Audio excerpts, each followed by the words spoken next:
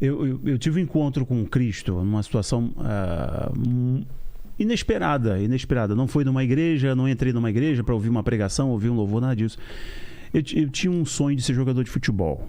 E eu tinha acabado de ser convidado para jogar no Fluminense. Cara, você também tem. Olha só. Você também tem história. Tinha acabado de ser convidado para jogar no Fluminense, disputando o Campeonato Carioca por um time pequeno lá, base, né? Chamado Mesquita, lá na Baixada Fluminense, né? Do ladinho de Belfor Roxo, conurbado ali os municípios. E aí, jogando contra o Fluminense, eu era goleiro. Fui convidado para jogar no Fluminense. Aí, voltando do treinamento lá em Xerém, longe, tá? Terra do Cláudio Duarte. Terra do Cláudio Duarte. Eu comecei a passar muito mal. Vomitar, febre, dor de cabeça, dor no corpo e tal. Eu cheguei em casa, meu pai me levou para um hospital no município do lado, Nova Iguaçu. Aí cheguei lá, o médico falou: Rafael tá com dengue hemorrágica, ainda bem que vocês correram aqui porque a coisa tá ruim.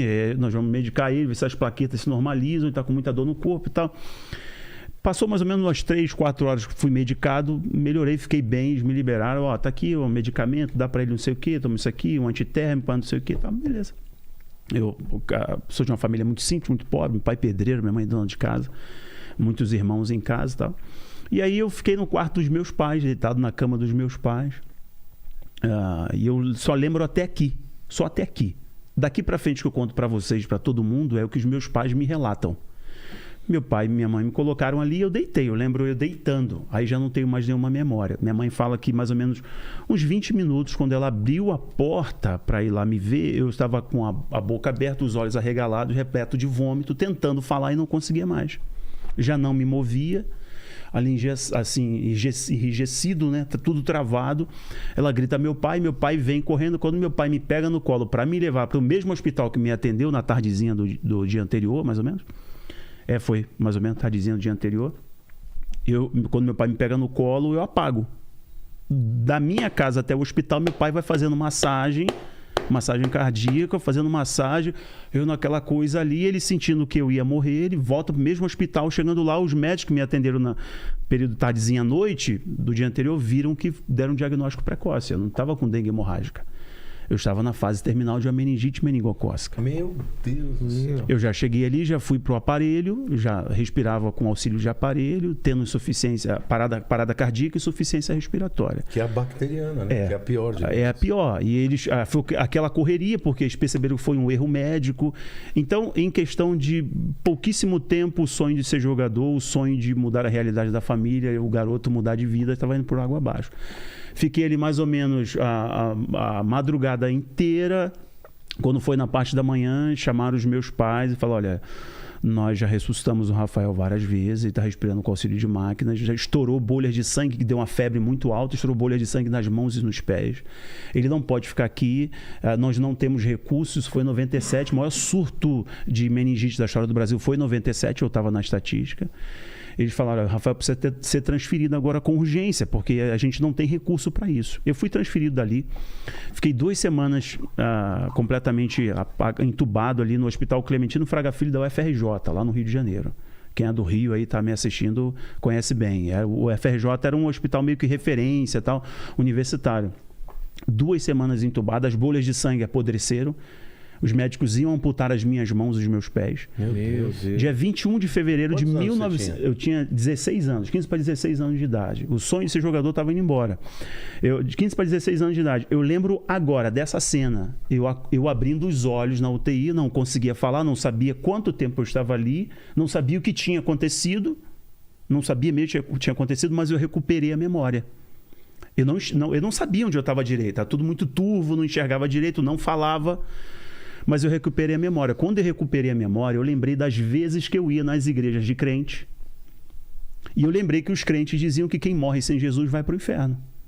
Então eu não pensei em voltar para o Fluminense.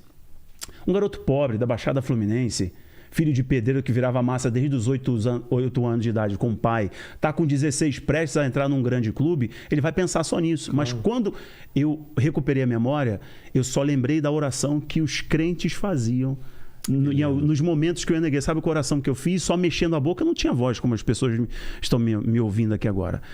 Eu só mexendo a boca, eu orei na minha mente, eu disse: Jesus, eu não quero ir para o inferno, eu quero ir para o céu. Eu te aceito como Senhor e Salvador da minha vida. se o Senhor me der mais uma chance, eu prometo que eu vou no mundo inteiro falar do que o Senhor fez na minha vida. E aí, eu não sei dizer para você o que de fato aconteceu ali.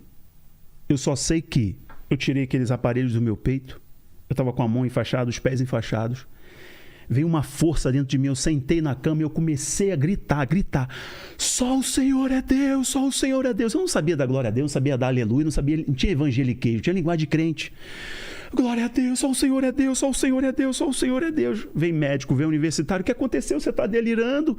Você está delirando? Eu disse, não. Eu aceitei a Jesus, ele entrou aqui e me curou. Aí foi uma doideira no hospital. Vem médico, vem universitário, vem médico, vem universitário. Ligaram pro meu pai e pra minha mãe. Corre para cá porque aconteceu alguma coisa com o Rafael, não falaram o quê? Meu pai vem de experiência religiosa, meu pai tocava tambores na Umbanda, etc. Minha mãe católica apostólica romana e tudo mais. Meu pai e minha mãe, quando entram, vê aquele monte de médico universitário ali ao redor da cama. Meu pai fala para mim até hoje que pensou que eles estavam estudando a causa do óbito. Putz. Porque dias antes eles tinham falado pro meu pai que iam amputar as minhas mãos, porque já estavam podres por causa da febre muito alta, estourou bolha de sangue. E meu pai, quando chega, vê aquele monte de gente, médico universitário, meu pai sai empurrando todo mundo e me vê sentado na cama. E essa cena é linda, olhar para toda a minha vida. Eu sentado na cama, meu pai olhou para mim assim, quando ele me viu conversando, o olho cheio de lágrimas, me disse, filho, o que aconteceu? Eu disse, pai, eu aceitei a Jesus, ele entrou aqui e me curou. Meu pai dobra o joelho, na minha frente, na frente dos médicos. Meu pai dizia que odiava crente, não quer ser de igreja, nada disso. Levanta aquela mão calejada de pedreiro e diz assim, filho, então aceita Jesus agora também. Minha mãe dá volta no outro lado da cama, dobra o joelhinho dela e fala assim, filho, quando você se batizar nas águas, eu me batizo junto com você. Aleluia. Dia 18 de março de 1997, minha mãe descia as águas junto comigo. Eu já fui a mais de 10 países. Hoje eu tenho uma chance, que é uma chance única de ter amigos como Pozella, de estar aqui com você, de ter um canal, de ter uma esposa maravilhosa, também ter um canal maravilhoso, ter 2 meninos lindos. Mas eu falo assim, eu tive uma chance de conhecer a Cristo no momento mais trágico, que poucas pessoas têm essa oportunidade. E eu lembro que eu estava aqui em Ubatuba, aqui em São Paulo, fazendo um show na época do Toque no Altar, um show grande, tinha muita gente. Eu estava nesse momento do meu testemunho dizendo assim, e eu falei, Cristo entrou ali e tal, e de repente veio o tecladista, bateu assim, o Júnior Amaral, que está hoje lá na Irlanda, ele bateu assim, falou, Rafael, tem um rapaz aqui, cara, que ele tá... Falou que nesse momento, show, 20, 30 mil pessoas, Rafael, ele precisa falar. E quando eu olhei para trás, o rapaz não tinha metade de uma perna e não tinha um braço. Eu falei, pô, mas eu tô dando um testemunho que Deus me levantou da morte, eu estava desenganado. E ele falou, Rafael, ele está desesperado, ele quer falar, mas... Quando eu ia negar, o Espírito Santo falou para mim, deixa ele falar. No meio daquela multidão, eu falei, vem cá, você quer falar? Vem cá. Na hora que o rapaz chegou perto de mim, ele começou a chorar copiosamente. Ele disse assim, eu sei tudo que você está falando, porque eu tive meningite, eu perdi minha mão, eu perdi a metade da minha perna, uau, mas hoje eu tenho a minha salvação. Meu amigo, foram mais de 200 pessoas que creram em Cristo ali. Então, todo mundo que está assistindo a gente, ouviu a gente falar de apocalipse, de sinais. Eu sei que às vezes essas informações tendem a ser um pouco até perturbadoras para algumas pessoas que não conhecem a esperança que nós estamos pregando através desses sinais. Mas todos vocês que estão assistindo a gente têm uma confiança, uma certeza de uma coisa. Não rejeitem o amor de Cristo, porque no final de tudo é o casamento do noivo, que é Cristo, com sua noiva, que é você, que sou eu, que é o apóstolo Lamartine. São todos aqueles que creram em Cristo. Olha que coisa linda e extraordinária. Jesus falando em João, capítulo 1, versículo 11, assim, eu vim para os meus não me receberam. Aí o versículo 12, está falando dos judeus, eu vim para os judeus não me receberam. O versículo 12 de João 1. Mas todos aqueles que creram em meu nome, eu lhes darei o direito legal de se tornarem filhos de Deus. Então é para mim, é para você que está me assistindo. Não perca essa chance, todo mundo está assistindo a gente. Não perca a chance de ter uma vida com Cristo. Às vezes as pessoas perdem a chance de ter uma vida extraordinária com Cristo por causa de um péssimo líder religioso que ele conheceu, por causa de uma experiência ruim, de pastores que não foram honestos. E Deus está dando agora essa chance para essa pessoa que está assistindo a gente. De repente tem até gente assistindo que está com uma arma na mão querendo um suicídio, querendo se jogar de um prédio, querendo tomar um remédio para acabar com a própria vida, porque não vê mais esperança. Do começo ao fim a gente está falando de esperança. Olha, teve jeito para mim, eu estava morto, ele entrou lá. Se teve jeito para mim e hoje ele me deu um dom, eu posso cantar o nome dele, já gravei vários CDs, DVD, já rodei o mundo cantando, pregando. Hoje eu posso me comunicar com milhares de pessoas, assim como, né, vocês, ele deu pra gente esse instrumento, você que está assistindo. Imagine o que ele pode fazer na sua vida, Eu né? queria aproveitar esse gancho, Vilela, porque um dos sinais que nós estamos no tempo do fim é exatamente o fato de que Jesus disse que o evangelho seria pregado no mundo inteiro. Eu sempre tive uma interrogação, falei, como é que isso é possível? Como é que nunca vai ter missionário suficiente para ir para o mundo?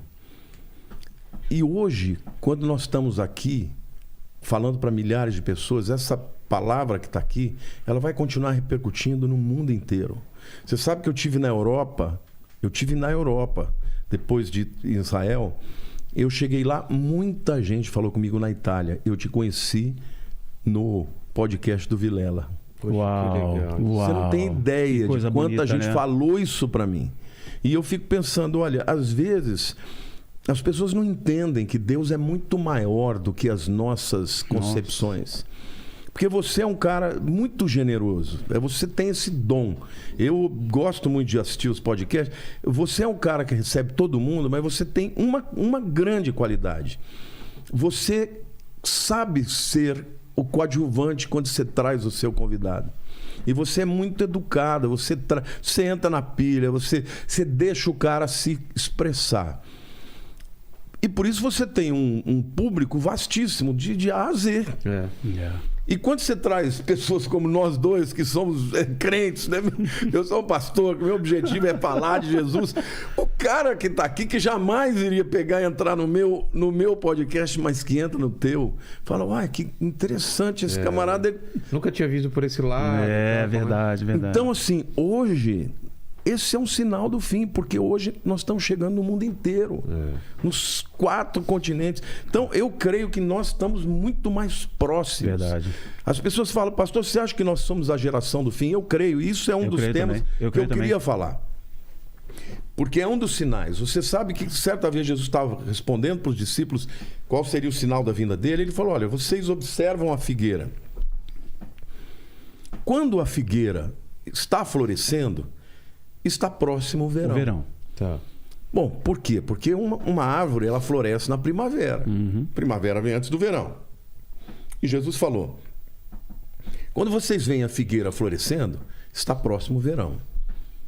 Aqueles que virem a figueira florescer, não passará essa geração sem que eu venha. Agora, detalhe, a figueira é o principal símbolo de Israel. Né? O que é o florescimento de Israel?